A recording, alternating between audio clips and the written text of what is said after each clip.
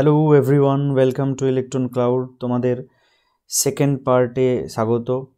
আজকে alcohol, phenol এবং ইথারের second part নিয়ে চলে এসেছি।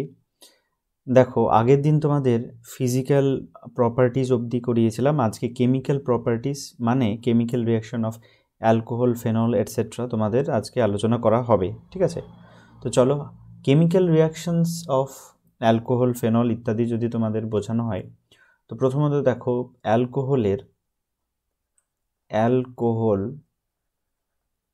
এর দু ধরনের প্রপার্টি হয়। অ্যালকোহলস কেমিক্যাল প্রপার্টি, অ্যালকোহলের কেমিক্যাল প্রপার্টি যদি আমি বোঝাতে চাই, তাহলে দেখো এর দুটো নেচার হয়। নাম্বার ওয়ান হচ্ছে এরা কখনো কখনো নিউক্লিওফাইল হিসেবে ইউজ হয়, আবার কখনো কখনো ইলেকট্রোফাইল হিসেবেও ইউজ হয়। তাহলে অ্যাজ নিউক্লিওফাইল NU মাইনাস হিসেবে রিপ্রেজেন্ট করলাম, আর এই দিকে আমি রাইট সাইডে লিখলাম অ্যাজ ইলেকট্রোফাইল মানে অ্যাজ E প্লাস হিসেবে ইউজ করলাম। দেখো, ইলেকট্রোফাইল মানে কি? ইলেকট্রোফাইল মানে হচ্ছে ইলেকট্রন ডেফিশিয়েন্ট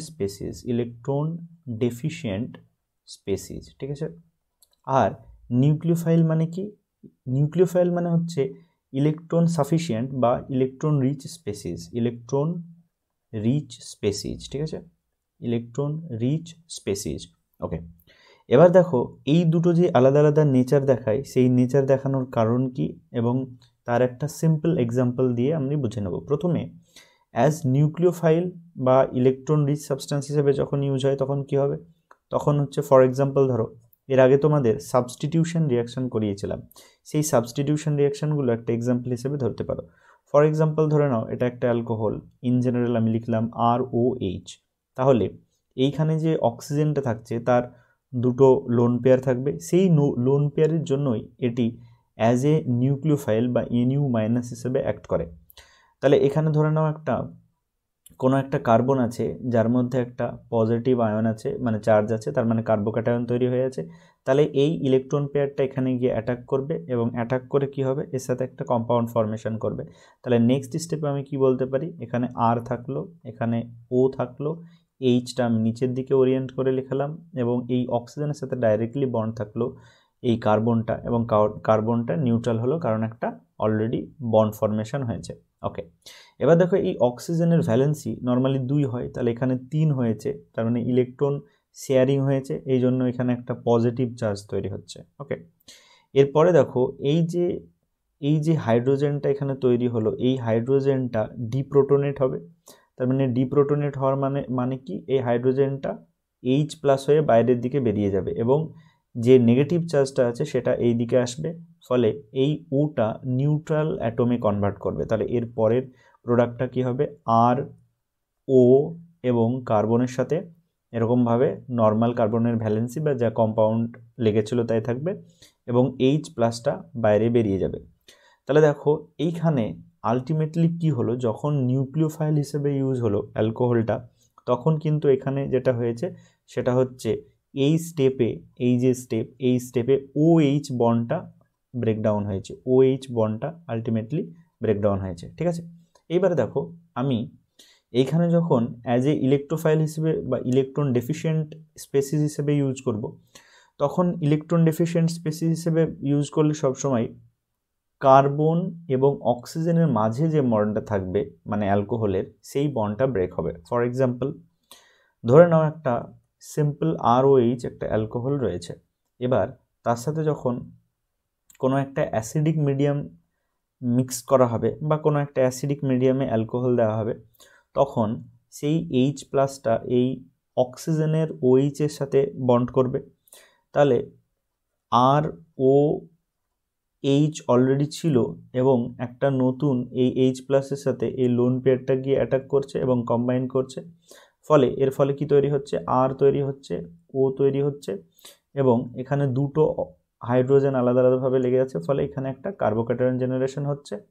কারণ হচ্ছে তখন এই অক্সিজেনের উপর একটা ইলেকট্রনের ডেফিসিয়েন্সি তৈরি হচ্ছে, যেটা কিনা H প্লাসের সাথে বন্ড ফরমেশনে ব্যবহার করেছে। ওকে, এবার দেখো এই অবস্থায় যদি কোনো একটা Br মাইনাস বা কোনো একটা অন্য ফরেন নিউক্লিওফাইল মানে বাইরের একটা নিউক্লিওফাইল যদি থাকে তাহলে এটা আরে অ্যাটাক করবে এবং এই বন্ডটা ভেঙে যাবে।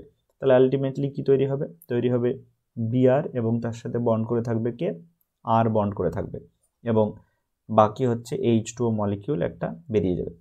তাহলে এখানে দেখো এই যে স্টেপটা দেখানো হলো, এই স্টেপটা let me change the colour, এইখানে যে স্টেপটা হয়েছে এই স্টেপটাতে দেখো কার্বন আর অক্সিজেনের মাধ্যমে যে বন্ডটা আছে মানে মধ্যে যে বন্ডটা আছে সেই বন্ডের ব্রেকেজ হয়েছে।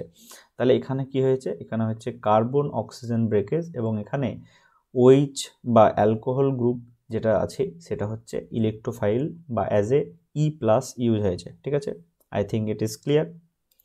এবার দেখো আরও কিছু তোমাদের ইলাবোরেট কিছু এক্সাম্পল দেব, যেমন OH বন্ড যদি ভাঙে তাহলে সেই OH বন্ড ব্রেকেজের জন্য কিছু আরও এক্সাম্পল তোমাদের বুঝিয়ে দেব। দেখো এবার ফেনলের যদি আমি কথা বলি, একটা রিয়াকশান আছে, এটা হচ্ছে রিয়াকশান উইথ সোডিয়াম মেটাল। তাহলে ফর এক্সাম্পল একটা ফেনল নিলাম আমি, এই ফেনলের সাথে ফেনল OH, তাহলে এই ফেনলের সাথে যদি একটা সোডিয়ামের রিয়াকশান হয় Na, ধরি এখানে 2 মলিকিউল ফেনল এবং 2 মলিকিউল সোডিয়ামের সাথে যদি রিয়াকশান হয় তাহলে এখান থেকে কি তৈরি হবে, এখান থেকে তৈরি হবে সোডিয়াম ফেনক্সাইড, অর্থাৎ বেনজিন রিং, উপরে O- থাকবে এবং তার সাথে লেগে থাকবে Na+, অর্থাৎ সোডিয়াম ফেনক্সাইড আয়ন তৈরি হবে, এটাও দুটো মলিকিউল তৈরি হবে।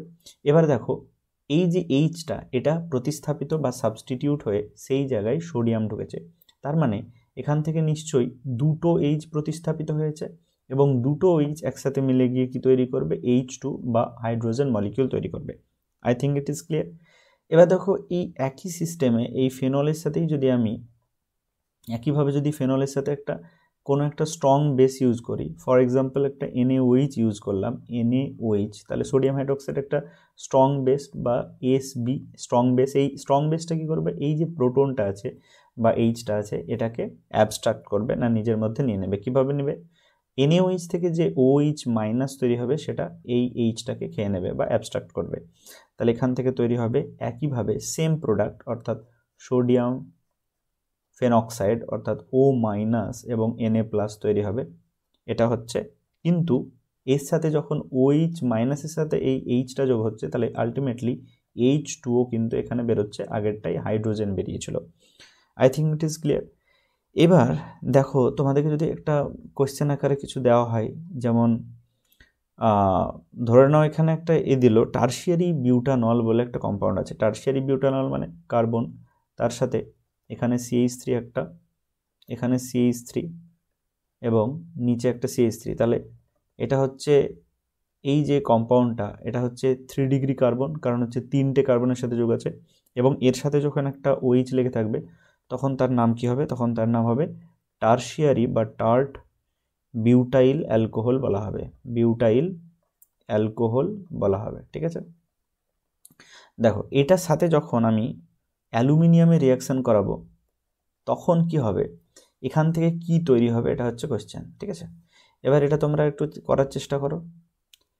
দেখো এখানে যখন অ্যালুমিনিয়াম নিয়ে আমি ভাববো, তার মানে অ্যালুমিনিয়ামের ভ্যালেন্সি কত, দেখো অ্যালুমিনিয়ামের টোটাল 13 ইলেকট্রন, তাহলে এর ভ্যালেন্সি হচ্ছে 2,8,3 যদি দিই তাহলে এর 3 ভ্যালেন্সি বা আউটার মোস্ট ইলেকট্রনিক কনফিগারেশন 3, তার ভ্যালেন্সিও 3 হবে। ঠিক আছে, এবার দেখো অ্যালুমিনিয়াম এখানে কি তৈরি করবে, আমি ধরে নিলাম X কম্পাউন্ড তৈরি করবে একটা, তাহলে X ইকুয়াল টু কি, X ইকুয়াল টু হচ্ছে অ্যালুমিনিয়াম যেহেতু 3টে ভ্যালেন্সি আছে, তাই যখনই এই Hটা রিপ্লেস হবে অ্যালুমিনিয়াম দিয়ে তখন 3টে এই পুরো বাকি অংশটা যখন যুক্ত হবে সেটার সংখ্যা কত হবে, 3 হবে। ঠিক আছে, এখানে যেহেতু সোডিয়ামের 1 ভ্যালেন্সি ছিল তাই সোডিয়াম যখন যুক্ত হয়েছে সোডিয়ামের সাথে এই যে O- এবং বাকি অংশটা ফেনক্সাইড আয়নটা যুক্ত হয়েছে সেটা একটা যুক্ত হয়েছে, কিন্তু এখানে যখনই অ্যালুমিনিয়ামের 3টে ভ্যালেন্সি তাহলে এখানে 3টে যোগ হবে, তাহলে আমি কি লিখব, অ্যালুমিনিয়াম লিখব এবং তার সাথে O- এবং যে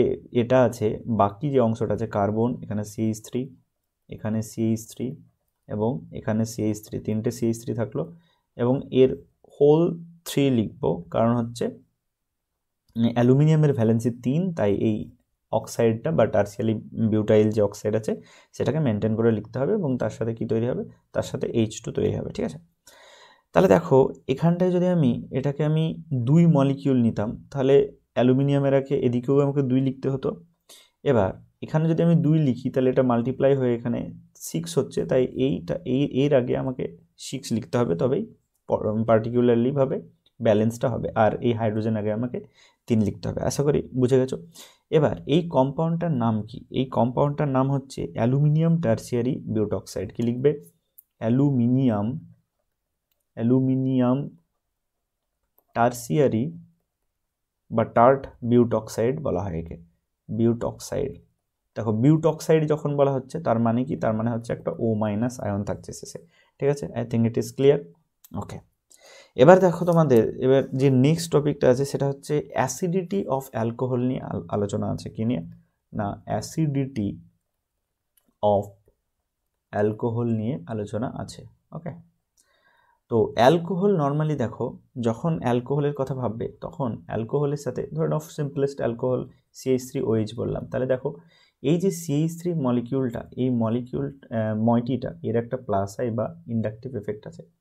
তাহলে একে আমি ইমাজিন করলাম, ধরে নাও একটা অক্সাইডে কনভার্ট হলো, অর্থাৎ CH3O- এবং H+ যদি কনভার্ট হয়, তাহলে দেখো এখানে যদি এর প্লাস আই এফেক্ট হয় তাহলে অক্সিজেনের মাথায় এর অক্সিজেনের ইলেকট্রন ডেন্সিটি আরও বাড়িয়ে দেবে, তাহলে এটা আনস্টেবল হয়ে যাবে। এটা কি হবে? আনস্টেবল হবে। তাহলে এখানে যত বেশি প্লাস আই এফেক্ট হবে তত অ্যাসিডিটিটা কি হবে? কমবে, কারণ আনস্টেবল হয়ে যাচ্ছে।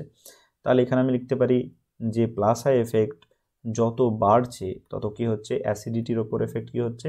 অ্যাসিডিটি তত কমছে, অর্থাৎ ইনভার্সলি প্রপোর্শনাল। ঠিক আছে? ফর এক্সাম্পল, আমাকে যদি একটা কোশ্চেন দিয়ে দেয়, একটা প্রবলেম দিয়ে দেয় যে ধরে নাও RCH2OH, তাহলে এটা কি? এটা হচ্ছে 1 ডিগ্রি অ্যালকোহল। ঠিক আছে? এটা হচ্ছে 1 ডিগ্রি একটা অ্যালকোহল। এরপরে আমাকে CHOH এবং এর সাথে দুটো আরও অ্যালকাইল গ্রুপ থাকলো R। ঠিক আছে? তাহলে দেখো এটা 2 ডিগ্রি অ্যালকোহল থাকবে, কারণ OH যেটার সাথে যুক্ত তার সাথে আরও দুটো অ্যালকাইল গ্রুপ যুক্ত, তাহলে এটা 2 ডিগ্রির মধ্যে পড়ছে। এরপর ধরো এখানে একটা টারসিয়ারি বিউটাইলের মতো একটা অ্যালকোহল দিল, যেখানে কিনা 3টে অ্যালকাইল গ্রুপ থাকবে, তার মানে কি? এটা 3 ডিগ্রি অ্যালকোহলের অন্তর্গত হচ্ছে। এবার দেখো এই প্রথম যে প্রবলেমটায় সেটাতে কি হচ্ছে, কালি যদি আমি চেঞ্জ করে নিই ভালো বুঝতে সুবিধা হবে। দেখো এখানটায় যে 1 ডিগ্রিটা থাকছে, এখানে এই আরটার একটা প্লাস আই এফেক্ট কাজ করছে, তার মানে ইলেকট্রন ডেন্সিটি বাড়াচ্ছে। ঠিক আছে? অক্সিজেনের মাথায়। ওকে, এখানে একটাই প্লাস আই এফেক্ট আছে, কারণ একটা অ্যালকাইল গ্রুপ, এখানে দুটো অ্যালকাইল গ্রুপ, তাহলে এখানে কি? এখানে দুটো প্লাস আই এফেক্ট, এখানেও একটা, এখানেও একটা। এখানে কি? এখানে 3টে প্লাস আই এফেক্ট, তার মানে সব থেকে ইলেকট্রন ডেন্সিটি এটাতে বাড়বে এবং সব থেকে এটাই আনস্টেবল হয়ে যাবে। তার জন্য অ্যাসিডিটির দিক থেকে যদি আমি দেখি, তাহলে অ্যাসিডিটি এটা সব থেকে কম, তারপর এটা, তারপর এটা, তার মানে এই হচ্ছে সিকোয়েন্স। ঠিক আছে? I think it is clear. এবার দেখো তোমাদের অ্যাসিডিটি অফ ফেনল নিয়ে অনেক এনলার্জড স্টাডি করতে হবে। তাহলে অ্যাসিডিটি অফ ফেনল নর্মালি আমি যদি তোমাদের তুলনা করে দেখাই যে CH3OH অর্থাৎ একটা মিথানল বা যে কোনো একটা অ্যালকাইল চেন থাকলো এবং তার সাথে একটা অ্যালকোহল যুক্ত থাকলো ইন জেনারেল, তার তুলনাতে কি হয় যে ফেনলটা হয়, ফেনলের অ্যাসিডিটি কম্পারেটিভলি বেশি হয়। অ্যাসিডিটি অন্যান্য অ্যালকোহলের তুলনায় অ্যাসিডিটি বেশি হয় কম্পারেটিভলি। এর কারণ কি তোমাদের জানতে হবে। নর্মালি তোমাদের দেখতে হবে যে নর্মালি যে অ্যালকোহলগুলো থাকে তার তুলনায় এটাও তো একটা অ্যালকোহল, অ্যারোমেটিক অ্যালকোহল, তাহলে ফেনলের যে অ্যাসিডিটি সেটা কম্পারেটিভলি বেশি হয়। এবং কেন বেশি হয় সেই অ্যান্সারটা তোমাদের জানতে হবে। তো দেখো রেজোনেন্সের যে কনসেপ্ট সেটা থেকে এর এক্সপ্লানেশনটা আমি তোমাদের বুঝিয়ে দেবো। ওকে, চলো এবার দেখো আমি যদি ফেনলের কথা বলি, তাহলে ফেনলের বেনজিন এবং তার সাথে একটা OH থাকছে। তাহলে এখান থেকে যদি আমি ইমাজিন করি যে অ্যাসিডিটি হচ্ছে, মানে অ্যাসিডিটির জন্য এখানে কি হচ্ছে? H+ ছেড়ে দিচ্ছে, তাহলে এখানে কি হবে? এখানে একটা O- তৈরি হচ্ছে আর এখানে একটা H+ তৈরি হচ্ছে। ঠিক আছে? তাহলে দেখো এই H+ ছেড়ে দেওয়ার টেন্ডেন্সি যত বেশি তত তার অ্যাসিডিক প্রপার্টি বেশি। এবার দেখো এটা হচ্ছে যদি আমি একটা অ্যাসিড ধরি, তাহলে এটাকে বলা হয় CB বা কনজুগেট বেস বলা হয়। কি বলা হয়? CB বা কনজুগেট বেস। ঠিক আছে? তো এই বেসের স্টেবিলিটি যত বেশি হবে স্টেবিলিটি যত বেশি হবে তত কি হবে, তত এই অ্যাসিডটার স্ট্রেংথ তত বেশি হবে, তার মানে অ্যাসিডিটি তত বেশি হবে। ঠিক আছে, তাহলে দেখো এর স্টেবিলিটি আমি কোন কোন ফ্যাক্টরের উপর নির্ভর করব সেটা একটু দেখে নিই। দেখো প্রথমত এই যে ফেনক্সাইড আয়নটা তৈরি হয়েছে এটাকে বলা হয় ফেনক্সাইড আয়ন। এই ফেনক্সাইড আয়নটার স্টেবিলিটিটা কিভাবে হতে পারে, এই নেগেটিভ চার্জের ডিলোকালাইজেশনের মাধ্যমে হতে পারে, ডিলোকালাইজেশনের মাধ্যমে হতে পারে। ঠিক আছে, তাহলে এই ডিলোকালাইজেশনটা কিভাবে হতে পারে, রেজোনেন্সের মাধ্যমে হতে পারে। তাহলে আমি যদি কালার চেঞ্জ করে তোমাদের একটু ভালো করে বুঝিয়ে দিই, দেখো এটা এই যে অক্সিজেনটা আছে এটা ধরে নাও এই বন্ডের মধ্যে ডবল বন্ড ক্রিয়েট করলো, তাহলে এটা এইদিকে চলে আসবে। তাহলে সেকেন্ড যে রেজোনেটিং স্ট্রাকচারটা সেটা কি হতে পারে, সেটা হতে পারে এখানে একটা ডাবল বন্ডেড ও আসলো, এখানে একটা মাইনাস, এখানে সিঙ্গেল সিঙ্গেল ডবল বন্ড হলো, এবার এখানে আবার গেল, এটা এদিকে গেল, এইভাবে আবার আর একটা ডবল বন্ড তৈরি হবে। তাহলে দেখো এখানে ডবল বন্ডেড ও অ্যাজ ইট ইজ ছিল, তাই এখানে একটা ডবল বন্ড হলো, এখানে নেগেটিভ তৈরি হলো কারণ এখানে চলে এসেছে নেগেটিভটা।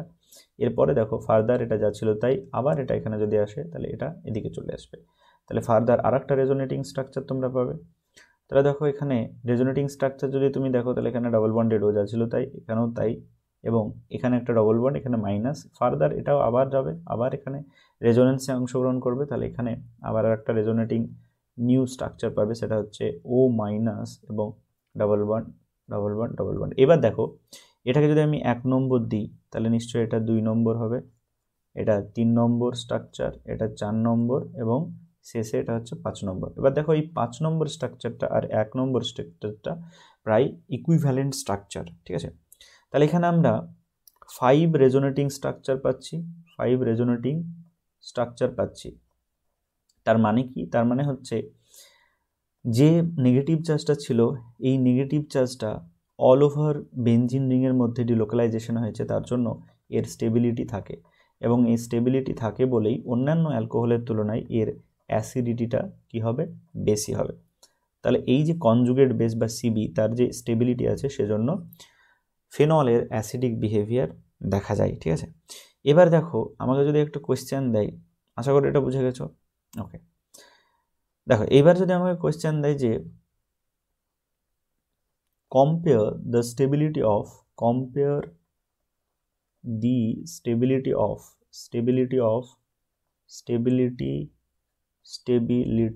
of phenol and phenoxide ion। ঠিক আছে, তাহলে দেখো এই দুটো যদি আমাকে তুলনা করতে পারে তাহলে আমি দুটো রেজোনেন্সিং স্ট্রাকচারটা আমি দেখব। প্রথমত দেখো আমি অলরেডি ফেনক্সাইড আয়নের দেখে নিয়েছি, তাহলে আমি ফেনলের রেজোনেটিং স্ট্রাকচারটা দেখব। কারণ এখানে OH আছে, তাহলে ফেনল আছে, এবার এই ফেনলের লোন পেয়ারটা এখানে রেজোনেন্স করবে এবং এটা খুলে যাবে। তাহলে এরপরে আমি কি পাবো, এখানে একটা ডাবল বন্ড পাবো, এবং OH যেহেতু আছে তাই অক্সিজেনের 3টে ভ্যালেন্সি, মানে এখানে প্লাস হলো, এখানে মাইনাস, এবং এখানে এখানে তো কিছু ছিল না, লেট মি ইরেজ। তাহলে দেখে নাও এইখানটায় তোমরা, এটা আমি মুছে দেবো, এই ডবল বন্ডটা তো ছিল না। ওকে, এবার দেখো এখানটায় যদি আমি থাকি, এখানটায় যদি এই রেজোনেন্স স্ট্রাকচারটা করি তাহলে এখানে ডবল বন্ড ঠিকঠাক থাকলো। এইবার দেখো এইবার ফার্দার এই নেগেটিভ চার্জটা আবার এখানে আসবে এবং এটা এখানে উঠে যাবে, তো এখান থেকে আবার ডাবল বন্ডেড OH এখানে পজিটিভ চার্জ তৈরি হবে, এবং তার সাথে সাথে কি হবে, এখানটা একটা ডবল বন্ড হবে, এখানে একটা নেগেটিভ, এখানে একটা ডবল বন্ড, আবার এটা এখানে যাবে, আবার এটা এখানে আসবে, এইভাবে এটসেট্রা একটা রেজোনেটিং স্ট্রাকচার পাবে। এবার দেখো আগের যে স্ট্রাকচারটা দেখেছিলাম সেটা হচ্ছে এই যে, এটা হচ্ছে তোমার ফেনক্সাইডের, তাহলে তোমার তুলনা করতে বলেছে ফেনক্সাইডের সাথে। দেখো ফেনক্সাইডের যে স্ট্রাকচারটা পাচ্ছি সেই রেজোনেটিং স্ট্রাকচারগুলো হচ্ছে ইকুইভ্যালেন্ট রেজোনেটিং স্ট্রাকচার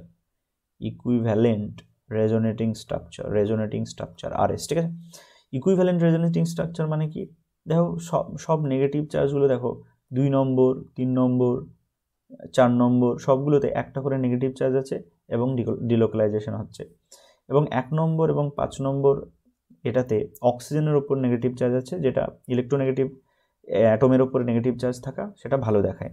কিন্তু যখনই তুমি এটার ক্ষেত্রে চলে আসবে তখন দেখো এখানে প্রথমত অক্সিজেনের ওপর একটা পজিটিভ চার্জ আছে, সো ইলেকট্রোনেগেটিভ অ্যাটমের ওপর পজিটিভ চার্জ থাকা সেটা কিন্তু ভালো নয়। অর্থাৎ রেজোনেটিং কন্ট্রিবিউশনের ক্ষেত্রে তোমরা শুনেছো যে ইলেকট্রোনেগেটিভ অ্যাটমের ক্ষেত্রে positive charge is not good, charge less contribute in resonance, okay, less contribute, এটা একটা। সেকেন্ডলি হচ্ছে দেখো এখানে চার্জ সেপারেশন, অর্থাৎ প্লাস এবং মাইনাস যে চার্জটা আছে, এই যে এখানটায় প্লাস এবং মাইনাস চার্জ আছে সেটার মধ্যে একটা চার্জ সেপারেশন আছে, মানে ডিস্টেন্স হচ্ছে। তাহলে অপোজিট চার্জ ক্লোজ হওয়া দরকার, কিন্তু এখানে একটা কি হচ্ছে, এখানে হচ্ছে একটা চার্জ সেপারেশন থাকছে। তো এখানে চার্জ সেপারেশন থাকার জন্য একটা স্টেবিলিটিটা কমে যাচ্ছে, ঠিক আছে, স্টেবিলিটি কমে যাচ্ছে। তাহলে এক তো ফেনক্সাইড আয়ন এবং আরেকটা হচ্ছে ফেনলের মধ্যে যদি তুমি তুলনা করো তাহলে সবসময় কি হবে না, ফেনলের যে স্টেবিলিটিটা সেটা কম্পারেটিভলি ফেনক্সাইড আয়নের তুলনায় কম হবে, ঠিক আছে, ফেনক্সাইড আয়নের তুলনায় কম স্টেবিলিটি হবে। এটা হচ্ছে একটা ইম্পর্ট্যান্ট বিষয়। Okay, I think it is clear. Okay, দেখো এবার তোমাদের বিভিন্ন ধরনের ফেনলের সাবস্টিটিউট এবং তাদের অ্যাসিডিটি নিয়ে একটু আলোচনা করব। সো ফেনলস সাবস্টিটিউট বা ডেরিভেটিভ এবং তাদের অ্যাসিডিটি নিয়ে, তাদের পিকেএ ভ্যালু নিয়ে তুলনা। এবার দেখো পিকেএ ভ্যালুতে কি সিগনিফাই করে না, পিকেএ ভ্যালু যত কম হবে তত কি হবে, তত অ্যাসিডিটিটা বাড়ে, বা উল্টো যদি পিকেএ ভ্যালুটা তোমার বাড়ে তাহলে অ্যাসিডিটি উইল ডিক্রিজ, ঠিক আছে, পিকেএ ভ্যালুর সাথে তাহলে ইনভার্স রিলেশন থাকে। তাহলে এখানে আমি পিকেএ ভ্যালুর কথা বলবো, আর এখানে হচ্ছে ফেনলের বিভিন্ন ধরনের ডেরিভেটিভগুলোর কথা বলবো এবং তার সাথে এক্সপ্লেনেশনও বলে দেবো। ওকে, প্রথমত দেখো তোমাদের যদি এখানে শুধুমাত্র একটা ফেনল থাকে, OH থাকে, এবং তার পাশে একটা নাইট্রো গ্রুপ থাকে, NO2 গ্রুপ থাকে, তাহলে এইখানটায় কি হবে, এখানটায় নাইট্রো গ্রুপ যদি থাকে তাহলে তোমার আমি এখানে একটু কালি চেঞ্জ করে বলে দিচ্ছি। দেখো, ওকে, দেখো এটাকে আমি যদি এদিকে নিয়ে আসি তাহলে এখানে একটু এক্সপ্লেনেশন দিয়ে দেবো। এই যে O মাইনাস আয়নটা থাকছে সেটা কি, সেটা ডিলোকালাইজেশনের ওপরই নির্ভর করবে স্টেবিলিটি, আর স্টেবিলিটি যত বেশি হবে, এটা হচ্ছে সিবি বা কনজুগেট বেস, তত কি হবে, তত এটার অ্যাসিডিটি তত বাড়বে, ঠিক আছে। তাহলে দেখো এইখানটায় প্রথমত এখানে ডিলোকালাইজেশন হচ্ছে, এবং এই ডিলোকালাইজেশন হতে হতে কোনো এক সময় এখানটায় একটা নেগেটিভ চার্জ আসবে। এই নেগেটিভ চার্জটা যখনই আসবে সেটা এই minus R effect of NO2 গ্রুপের দ্বারা মানে স্টেবিলিটি পাবে। এই স্টেবিলিটি পাওয়ার জন্য কি হয়, এটার পিকেএ ভ্যালু 7.2 হয়, অর্থাৎ এর 7.2 মানে কম্পারেটিভলি তুমি যদি তুলনা করো তাহলে বুঝতে পারবে অন্যান্যগুলোর কেমন অ্যাসিডিটি থাকে, ঠিক আছে। এবার দেখো এখানে যদি আমি অন্য একটা কম্পাউন্ড নিই, ফর এক্সাম্পল মেটা কম্পাউন্ড নিই, ধরো এখানে মেটা কম্পাউন্ড নিলাম, অর্থাৎ OH এবং এখানে মেটা পজিশনে একটা নাইট্রো, তাহলে মেটা নাইট্রোফেনল হলো এটা, ঠিক আছে, মেটা নাইট্রোফেনল। দেখো এখানে যখনই ফেনক্সাইড আয়ন তৈরি হবে, অর্থাৎ মাইনাস তৈরি হবে, যখন এটা ডিলোকালাইজেশন হবে তখন এখানে আসবে নেগেটিভ চার্জ, আবার এখান থেকে এখানে আসবে কিন্তু এখানেও আসবে, কিন্তু কখনো এই মেটা পজিশনে নেগেটিভ চার্জ আসবে না। তাহলে যদি মেটা পজিশনে নেগেটিভ চার্জটা না আসে তাহলে সেক্ষেত্রে কি হয়, সেক্ষেত্রে তোমার কখনোই কিন্তু এই যে নেগেটিভ চার্জটা স্টেবিলাইজেশন মাইনাস আর এর জন্য সেটা হবে না ঠিকঠাকভাবে। এই না হওয়ার জন্য কি হবে, এখানেও দেখো এর ভ্যালুটা 8.3 কাছাকাছি হচ্ছে, তার মানে পিকেএ ভ্যালু বাড়ছে, তার মানে কি অ্যাসিডিটি কমছে। তার মানে এই দুটো যদি আমি তুলনা করি তাহলে 7.2 মানে পিকেএ ভ্যালু কম, তার মানে এর অ্যাসিডিটিটা কম্পারেটিভলি বেশি, কার তুলনায়, এর তুলনায়, ঠিক আছে। ওকে, থার্ড এক্সাম্পলে আমি চলে যাব। ধরো ফেনল থাকলো এবং তার সাবস্টিটিউট থাকলো, এখানে OH থাকলো এবং তার প্যারা পজিশনে একটা নাইট্রো গ্রুপ থাকলো, প্যারা পজিশনে NO2 গ্রুপ থাকলো, ঠিক আছে, প্লাস মাইনাস। তাহলে দেখো এখানেও ফেনক্সাইড আয়ন হবে এবং এটা ডিলোকালাইজেশন হবে এবং নেগেটিভ চার্জ আলটিমেটলি প্যারা পজিশনে আসবে, ফলে প্যারা পজিশনের নেগেটিভ চার্জটা এর মাইনাস আর NO2 মাইনাস আর এফেক্ট দ্বারা স্টেবিলিটি পাবে। তাহলে এটা এখানেও কি হবে দেখো, এখানেও 7.1 হচ্ছে পিকে ভ্যালু। তার মানে দেখো এই আগের তুলনায় এখানে পিকে ভ্যালু কমছে, মানে অ্যাসিডিটিটা আগের তুলনায় মানে 8.3 থেকে অ্যাসিডিটিটা বাড়ছে, ঠিক আছে। ওকে, নেক্সট এক্সাম্পল যদি আমি নর্মাল ফেনলের কথা বলি, তাহলে দেখো ফেনলের ক্ষেত্রে শুধু OH, তাহলে ফেনক্সাইড আয়নের স্টেবিলিটি অলরেডি তোমাদের রেজোনেন্সের মাধ্যমে বুঝিয়েছি। তো যখনই ফেনক্সাইড আয়নের স্টেবিলিটির কথা বলছি তাহলে এর পিকে ভ্যালুটা 10 হয়, ঠিক আছে। তাহলে তুমি বলবে যে পিকে ভ্যালু কম্পারেটিভলি যদি এই নাইট্রো সাবস্টিটিউট হচ্ছে তাহলে তার অ্যাসিডিটিটা বাড়ছে, মানে পিকে ভ্যালুটা কমছে। আর পিকে ভ্যালু এখানে বেড়ে গেছে, তার মানে অ্যাসিডিটিটা কম্পারেটিভলি কি হয়েছে, অ্যাসিডিটিটা কম্পারেটিভলি কমে গেছে। ওকে, ইনভার্স রিলেশন। ওকে, এরপরে দেখো মেটাক্রেসল বলে একটা কম্পাউন্ড আছে। মেটাক্রেসলটা কি? আচ্ছা, তার আগে আমি অর্থোক্রেসলের কথা বলি। অর্থোক্রেসল মানে কি, এখানে একটা টলুইন থাকবে এবং তার অর্থ পজিশনে মানে OH থাকবে এবং অর্থ পজিশনে CH3 থাকবে। এবার CH3 একটা প্লাস আই এফেক্ট বা ইন্ডাকটিভ এফেক্ট আছে এবং সেই কারণে কি হয়, এর এই যে রেজোনেন্স স্টেবিলিটি সেটাকে খুব একটা বাধা না দিতে পারলেও কিছুটা কমিয়ে দেয়, অর্থাৎ অ্যাসিডিটি কমিয়ে দিলে 10.1 হয়, অর্থাৎ অ্যাসিডিটি কম্পারেটিভলি মানে সেমই হয় ফেনলের সাথে, ঠিক আছে। এবার এটার নাম কি, এটার নাম হচ্ছে অর্থোক্রেসল। ওকে, নেক্সট চলে যাচ্ছি। দেখো এরপরে হচ্ছে তোমার মেটাক্রেসল বা প্যারাক্রেসল। এদের প্যারাক্রেসলের কম্পারেটিভলি একই হয়। এবার যদি তোমাকে ইথানলের অ্যাসিডিটির কথা বলি তাহলে তুমি ইথানলের পিকে ভ্যালু দেখলে তুমি বুঝতে পারবে ইথানলের পিকে ভ্যালু হচ্ছে 15.9। তার মানে দেখো ইথানলের সাথে তুমি নর্মাল ফেনলের যদি তুমি তুলনা করতে তাহলে ফেনলের অ্যাসিডিটি কত হতো, অ্যাসিডিটি মানে পিকে ভ্যালু হতো 10.0 বা 10। তাহলে দেখো এর পিকে ভ্যালু অনেক কম, তার মানে অ্যাসিডিটিটা নর্মাল ইথানলের তুলনায় বেশি আছে, ঠিক আছে। তো এই হচ্ছে তোমাদের কম্পারেটিভ স্টাডি। এটা বুঝে গেলেই আশা করি তোমরা সব কিছু বুঝতে পারবে। এবার দেখো তোমাদের একটা কোয়েশ্চেন আছে যে নর্মালি যদি একটা CH3 CH2 CH2 OH অর্থাৎ প্রোপানল হয় এবং নেক্সট হচ্ছে ধরে নাও এখানে একটা OH আছে আর 3টে পজিশনে NO2 আছে, অর্থাৎ ট্রাইনাইট্রোফেনল যেটাকে বলছে, ট্রাইনাইট্রোফেনল আছে NO2, ঠিক আছে। এবং তারপর এদের একটা কম্পারেটিভ অ্যাসিডিটি, অর্থাৎ তোমাদের এটা জানতে হবে এবং জানলে তোমরা বুঝতে পারবে যে কম্পারেটিভলি কার অ্যাসিডিটি কম বেশি, কেন বেশি সেগুলো বুঝতে পারবে। যে এতক্ষণ বোঝালাম তার একটা ধরতে পারো যে অ্যাপ্লিকেশান। ওকে, নেক্সট হচ্ছে ধরে নাও একটা ফেনল আঁকলাম এবং তার দুটো থার্ড পজিশনে, অর্থাৎ এখানেও একটা NO2 এবং এখানেও একটা NO2, অর্থাৎ দুটো মেটা পজিশনেই NO2 গ্রুপ থাকলো। এরপরে তোমাদের এখানে OH থাকলো এবং জাস্ট প্যারা পজিশনে CH3 থাকলো, অর্থাৎ এটাকে প্যারাক্রেসল বলা হচ্ছে। এবং নর্মালি ফেনলের সাথে যদি আমি তুলনা করি, OH ফেনলের সাথে তুলনা করি, দেখো let me change the colour. এবার তোমাদের এটা যদি তুলনা করি, প্রথমত আমি র্যাঙ্ক এর মাধ্যমে বুঝিয়ে দেবো কার সব থেকে বেশি অ্যাসিডিক স্ট্রেংথ এবং কার সব থেকে কম অ্যাসিডিক স্ট্রেংথ, ঠিক আছে। এবার দেখো নর্মালি যদি আমি ফেনলের তুলনা করি তো ফেনল হচ্ছে একটা স্ট্যান্ডার্ড, ঠিক আছে। এবার ফেনলের সাথে আমি যদি নর্মালি অ্যালকোহলের তুলনা করি, যেমন ইথানলের তুলনা করেছিলাম, তাহলে অবভিয়াসলি ফেনলের অ্যাসিডিটি বেশি হবে। তাহলে আমি এখান থেকে পাচ্ছি যে এই যে প্রোপানল মানে প্রোপাইল অ্যালকোহল যেটা আছে সেটার অ্যাসিডিটি সব থেকে কম হবে, কারণ প্রত্যেকটাই ফেনল, তাহলে তার অ্যাসিডিটি সব থেকে কম হবে।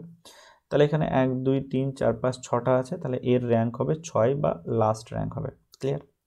এইবার দেখো এইবার ফেনলটাকে আমি একটা স্ট্যান্ডার্ড ধরেছি। এবার ফেনলের চারিপাশে যত NO2 গ্রুপ হবে তাদের তত মাইনাস আর এফেক্টটা বাড়বে। মাইনাস আর এফেক্ট বাড়া মানেই তার স্টেবিলিটিটা বাড়া, মানে যে ফেনক্সাইড আয়ন হয় তার রেজোনেন্স স্টেবিলিটিটা বাড়া। তাহলে এখানে সব থেকে বেশি সংখ্যক NO2 গ্রুপ আছে এই কম্পাউন্ডটাই, তাহলে এটার র্যাঙ্ক 1 হওয়া উচিত। তাহলে এটা হচ্ছে অ্যাসিডিটির রেসপেক্টে র্যাঙ্ক। এর র্যাঙ্কটা কি? অ্যাসিডিটি র্যাঙ্ক, ঠিক আছে। তাহলে অ্যাসিডিটি র্যাঙ্কটা কার 1 হচ্ছে? এই কম্পাউন্ডটার 1 হচ্ছে। ওকে, এরপরে যদি তুমি 2 র্যাঙ্ক বলো তাহলে দেখো দুটো NO2 আছে, তাহলে এখানে দুটো মাইনাস আর এফেক্ট, তাহলে এখানে র্যাঙ্ক হবে 2, তাহলে এখানে আমি 2 দিলাম। ওকে, এবার 3 নম্বর কার র্যাঙ্ক হবে? 3 নম্বর দেখো এখানে একটা NO2 গ্রুপ আছে, তাহলে একটা মাইনাস আর এফেক্ট, মানে এ একাই হেল্প করবে একে, খুব বেশি হেল্প না করতে পারলেও ফেনলের তুলনায় বেশি হেল্প করবে, তাহলে এখানে এর র্যাঙ্ক হবে 3 র্যাঙ্ক হবে। ঠিক আছে, এইবার দেখো এইবার হচ্ছে তুলনা হচ্ছে এইটা আর এইটার মধ্যে তুলনা। দেখো ফেনল নর্মাল, ফেনলের কোনো গ্রুপ লেগে নাই, তাহলে এখানে যদি গ্রুপ লেগে থাকে এর প্লাস আই এফেক্ট আছে। অলরেডি এ যদি ফেনক্সাইড আয়ন তৈরি করে এবং রেজোনেন্সে পার্টিসিপেট করে, তাহলে আলটিমেটলি নেগেটিভ চার্জটা যখন এখানে আসবে তখন এই CH3 আবার প্লাস আই এফেক্টের দ্বারা এই নেগেটিভ চার্জের আবার ইলেকট্রন ডেন্সিটি বাড়াবে, ফলে একটা রিপালশন বা আনস্টেবিলিটি তৈরি হবে। তাহলে ফেনলের সাথে যদি এর তুলনা করি তাহলে সেক্ষেত্রে অবশ্যই ফেনলটা 4 র্যাঙ্ক হবে, মানে ওর থেকে আগে হবে, এবং এটা হচ্ছে 5 র্যাঙ্ক হবে। তাহলে তোমরা র্যাঙ্ক বুঝতে পেরে গেলে এবং কস্টও আশা করি বুঝে গেলে। ঠিক আছে, চলো এবার দেখো তোমাদের এস্টারিফিকেশন রিয়াকশন বলতে কি বোঝানো হয় সেটা তোমাদের একটু বলবো। Esterification reaction, esterification reaction, esterification reaction. Esterification reaction আর কিছুই নয়, যদি তুমি অ্যালকোহলের সাথে কোনো একটা অ্যাসিডকে মিক্স করো তাহলে এস্টার তৈরি হয়। ফর এক্সাম্পল ধরে নাও CH3COOH, এটা একটা অ্যাসিড গ্রুপ, অর্থাৎ এটা ইথানোয়িক অ্যাসিড, ইথানোয়িক অ্যাসিড। এই ইথানোয়িক অ্যাসিডের সাথে ধরো একটা অ্যালকোহল আমি ইউজ করব।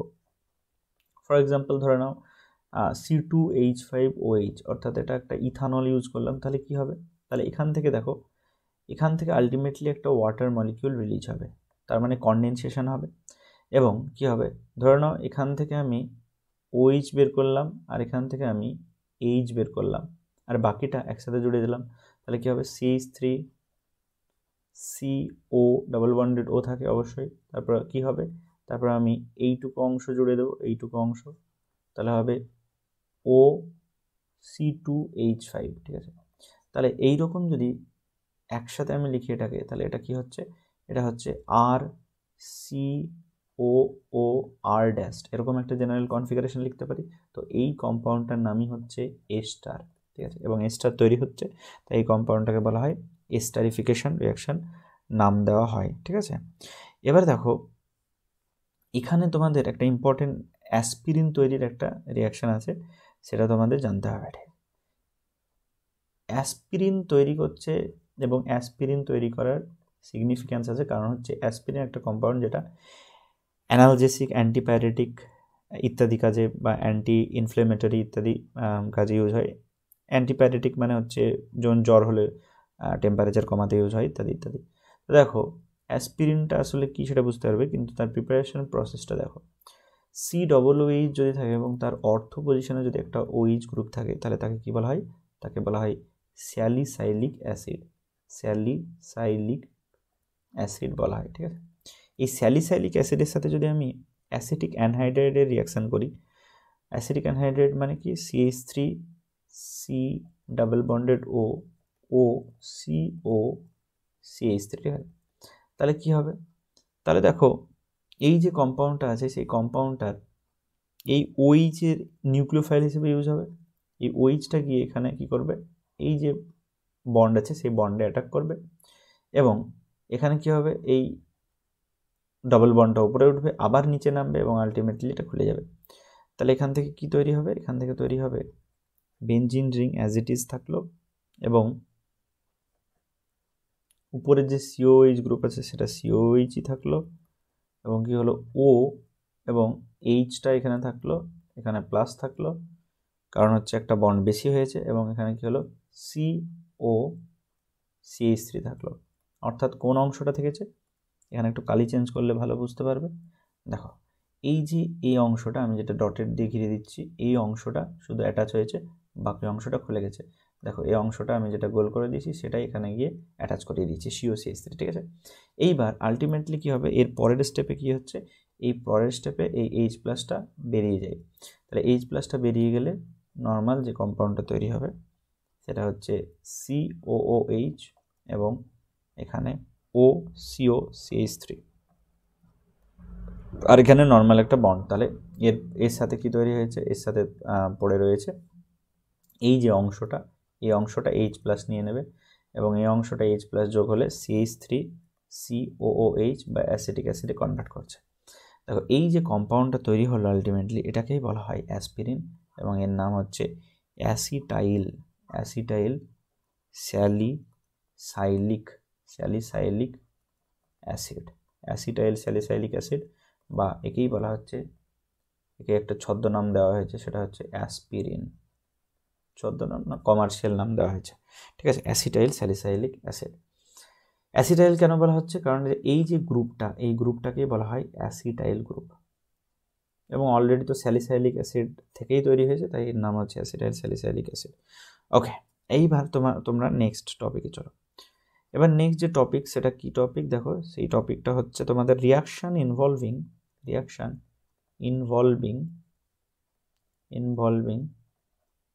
Carbon oxygen bond cleavage. Carbon oxygen bond ভেঙে বা রিয়াকশন হবে। ওকে, দেখো ফর এক্সাম্পল আমি যদি একটা ROH মানে অ্যালকোহল নিই এবং ROH এর সাথে যদি আমি HX বা একটা হ্যালোজেন অ্যাসিড নিই, যেমন HCl বা HBr যাই নিই, তাহলে কি হবে, আলটিমেটলি এই H+ এর সাথে যুক্ত হবে এবং OH2 পজিটিভে কনভার্ট হবে, দিয়ে এই বন্ডটা ভেঙে আলাদা হয়ে যাবে। তাহলে কি তৈরি হবে, R+ তৈরি হবে, ওয়াটার মলিকিউল অলরেডি বেরিয়ে যাবে এবং যে X- পড়েছিল এই X- সেই X- গিয়ে এখানে অ্যাটাক করলো এবং ওখানে অ্যাটাক করার ফলে কি তৈরি হলো, RH তৈরি হলো বা অ্যালকিল হ্যালাইড তৈরি হলো। তাহলে এই হচ্ছে প্রোডাক্ট তৈরি হলো, কিন্তু আসলে ঘটলো কি, সেটা হচ্ছে এই carbon oxygen bond of alcohol break হলো, ঠিক আছে। এবার দেখো এখানে এই যে রিয়াকশানটা হলো, সেখানে একটা ওয়াটার মলিকিউল বেরিয়ে গেছে, তাহলে এই প্রসেসটার মধ্যে কি হচ্ছে, ডিহাইড্রেশনও হচ্ছে। ক্যারেক্টারিস্টিক যদি বলি তাহলে ডিহাইড্রেশনও হচ্ছে, এখানে কি হচ্ছে, কার্বোক্যাটায়ন জেনারেশনও হচ্ছে, এখানে কি তৈরি হচ্ছে, কার্বোক্যাটায়ন জেনারেশনও হচ্ছে।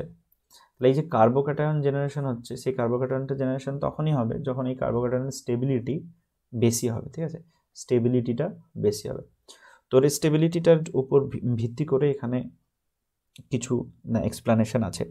এবার দেখো তোমাদের এখানে সবসময় প্রোটিক অ্যাসিড কিছু ইউজ হয়, এখানে যে অ্যাসিড ইউজ হয়, এই অ্যাসিডটা যে ইউজ হয় সেটা হচ্ছে প্রোটিক অ্যাসিড ইউজ হয় এবং প্রোটিক অ্যাসিড ইউজ হলে সেখানে এই রিয়াকশানটা হয়। ওকে, নেক্সট তোমরা চলে যাও, নর্মালি ডিহাইড্রেশন রিয়াকশান বলে একটা কিছু রিয়াকশান থাকে। ডিহাইড্রেশন মানে কি, আমরা কি বলি যে সারাদিন জল পান করে তাহলে ডিহাইড্রেটেড আছে, তার মানে কি H2O মলিকিউল বেরিয়ে যাওয়া বা H2O বডি থেকে এলিমিনেট হয়ে যাবে, বেরিয়ে যাওয়া। ধরো ফর এক্সাম্পল আমরা নিলাম একটা, let me change the colour. Okay, for example আমরা ধরো একটা নিলাম যে এরকম কার্বন সিঙ্গেল বন্ড, এরকম কার্বন এবং এখানে কি আছে, একটা H আছে এবং এখানে OH আছে। ওকে, তাহলে এখানে যদি আমি একটা অ্যাসিড ইউজ করি, H+ অ্যাসিড ইউজ করি, সেটা নর্মালি কি হয়, প্রোটিক অ্যাসিড হয়। প্রোটিক অ্যাসিড কেন বলছি, কারণ তার মধ্যে H+ যদি তৈরি হয় জলের মধ্যে মেশালে তাকে প্রোটিক অ্যাসিড বলা হয়। লাইক কি এক্সাম্পল হতে পারে, সেটা হচ্ছে ধরো H2SO4 হতে পারে, H3PO4 হতে পারে, এটসেট্রা মেনলি ইউজ করা হয়, ঠিক আছে। H3PO4 হচ্ছে ফসফরিক অ্যাসিড আর H2SO4 হচ্ছে সালফিউরিক অ্যাসিড। এবার দেখো এরম যদি তুমি ইউজ করো, তাহলে এখান থেকে এই বক্স এলিমিনেশন বলে, H2O টোটাল একটা H একটা OH মিলে টোটাল H2O যদি এলিমিনেট হয়, তাহলে এখানে একটা ডবল বন্ড তৈরি হবে এবং ডবল বন্ড তৈরি হলে কি হলো, কার্বন ডবল বন্ড তৈরি হচ্ছে আর তার সাথে সাথে সাইড প্রোডাক্ট হিসেবে ওয়াটার মলিকিউল এলিমিনেট হচ্ছে।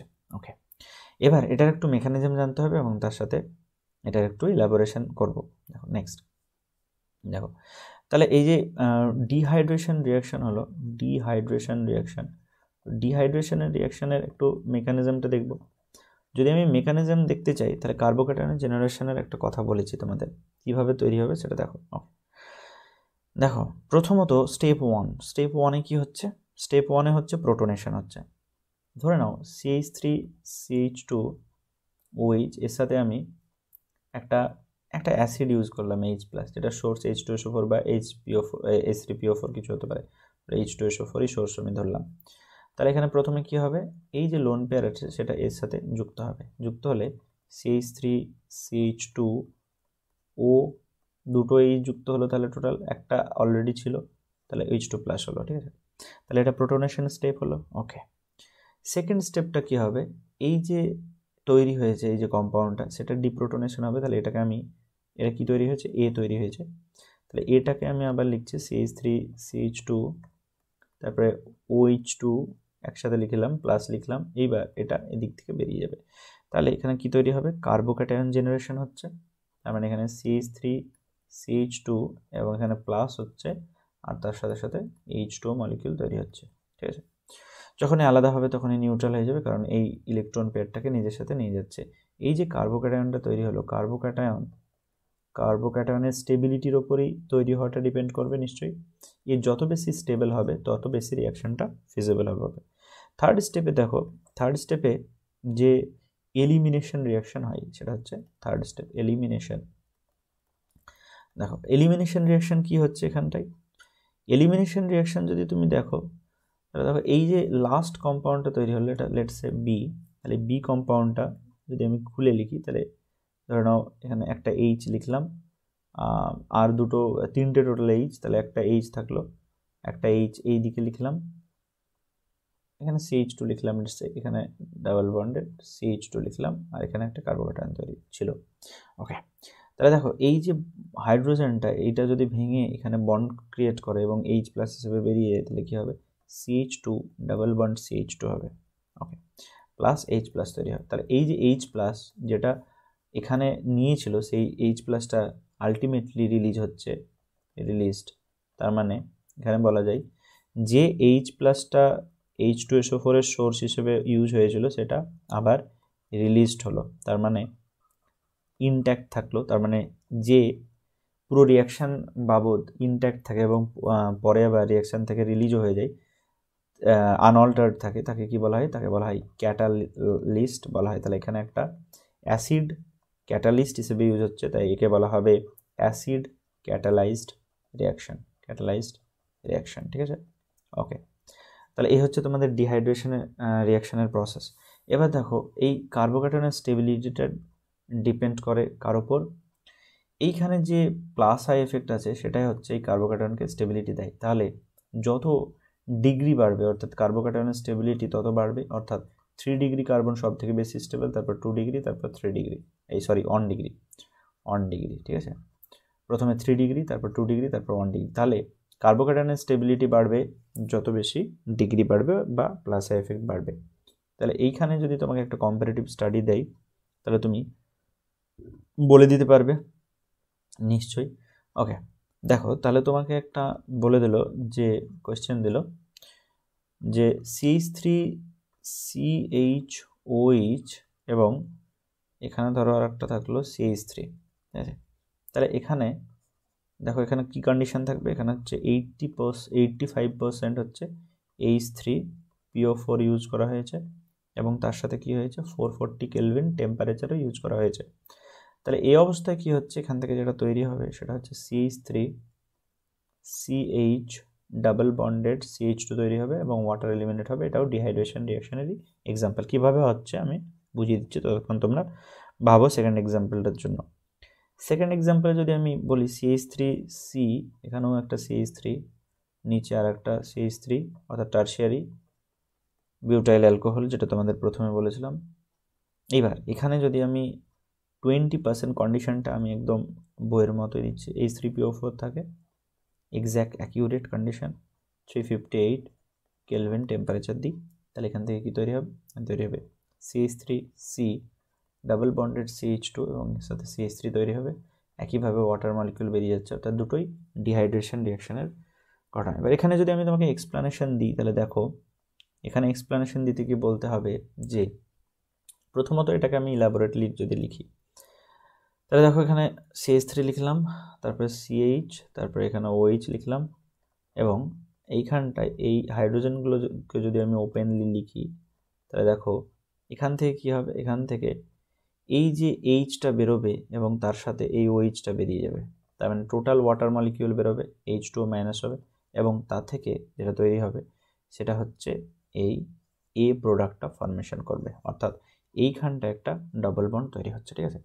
এখানেও যদি তুমি ডবল বন্ড তৈরি করতে চাও তাহলে এই দিকের হাইড্রোজেনটা বের করতে হবে, এখানে যে হাইড্রোজেনগুলো আছে সেগুলোর মধ্যে একটা বের করতে হবে, কিন্তু দেখো সেটা করলেও ইকুইভ্যালেন্ট বা একই রকম প্রোডাক্ট তুমি পাবে, ঠিক আছে।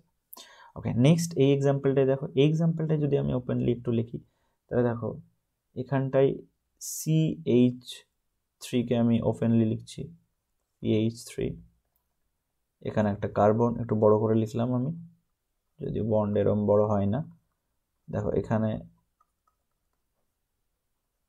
এখানেও 3টে হাইড্রোজেন থাকলো, একদম ওপেন করে এক্সপ্যান্ড করে লিখলাম, এখানে হাইড্রোজেন থাকলো আর এখানে থাকলো OH, ঠিক আছে। তাহলে দেখো এই হাইড্রোজেনটা বের করেও AOH বেরোতে পারে, এই হাইড্রোজেনটা বের করলেও AOH বেরোতে পারে, অথবা এই হাইড্রোজেনটা বের করলেও AOH বেরোতে পারে। প্রত্যেক ক্ষেত্রেই দেখো এই ইকুইভ্যালেন্ট প্রোডাক্টটা পাবে, অর্থাৎ বি প্রোডাক্টটা পাবে, ঠিক আছে। ফলে এই দুটো যদি প্রথম এক্সাম্পল এটা কোয়েশ্চেন নাম্বার 1 এবং কোয়েশ্চেন নাম্বার 2 এর মধ্যে তুমি তুলনা করো তাহলে এখানে দেখতে পাবে যে দুটোর ক্ষেত্রেই অ্যালকিন ফর্মেশন হচ্ছে, ডিহাইড্রেশন রিঅ্যাকশন হচ্ছে, ঠিক আছে। কিন্তু এই যে সেকেন্ড ক্ষেত্রে সেখানে তুমি যদি অবজার্ভ করে থাকো, দেখো এখানে 20% H2SO অ্যাসিড লাগছে, কিন্তু এখানে 85% বা কনসেন্ট্রেটেড লেগেছিল। এখানে 440 কেলভিন টেম্পারেচার লাগছে, কিন্তু এখানে দেখো কম টেম্পারেচার লাগছে। তার মানে কি? তার মানে রিগোরাস কন্ডিশন নয়, বা মানে সহজে হয়ে যাচ্ছে এখানে, অর্থাৎ ইজিলি, সেকেন্ড কেসে ইজিলি রিয়াকশন হচ্ছে, অর্থাৎ রিয়াকশান মোর ফিজিবল বা ভালো হচ্ছে। আচ্ছা, তার কারণ কি? দেখো এখানে রিয়াকশানটা ভালো হওয়ার কারণ হচ্ছে এখান থেকে যদি মেকানিজমটা দেখো, যেমন আগের পেজে আমি দেখিয়েছিলাম, এই যে মেকানিজমের যে কার্বোক্যাটায়নটা তৈরি হয়েছে, এই কার্বোক্যাটায়নের স্টেবিলিটির উপর নির্ভর করছে। তাহলে এখানে 3 ডিগ্রি সব থেকে স্টেবল, তারপর 2 ডিগ্রি, তারপর 1 ডিগ্রি। এর স্টেবিলিটি যত বেশি হবে তত ভালো রিয়াকশান হবে। এবার দেখো এইখানটায় যদি কার্বোক্যাটায়ন তৈরি হয়, এখানে ইমাজিন করো এখানে একটা প্লাস চার্জ হবে, তার মানে এই কার্বোক্যাটায়নটা কী হবে? এটা 3 ডিগ্রি কার্বোক্যাটায়ন হবে। কিন্তু এখানে যদি কার্বোক্যাটায়ন তৈরি হয় এই জায়গায়, তাহলে এই কার্বোক্যাটায়নটা কী হবে? এটা নিশ্চয়ই এইদিকে একটা CH3, এদিকে একটা CH3, মানে 2 ডিগ্রি হবে। তাহলে 3 ডিগ্রি মোর স্টেবল দেন 2 ডিগ্রি। তার মানে কি? তার মানে সেকেন্ড রিয়াকশানটা ফিজিবল হচ্ছে, এবং তার জন্য এই রিয়াকশান কন্ডিশনটা খুব একটা রিগোরাস লাগছে না, সহজ কন্ডিশনেই, কম্পারেটিভলি সহজ কন্ডিশনে রিয়াকশান হচ্ছে, ঠিক আছে। Okay, thank you for watching. Next আরেকটা ছোটো পার্টে তোমাদের এই চ্যাপ্টারটা কমপ্লিট হয়ে যাবে।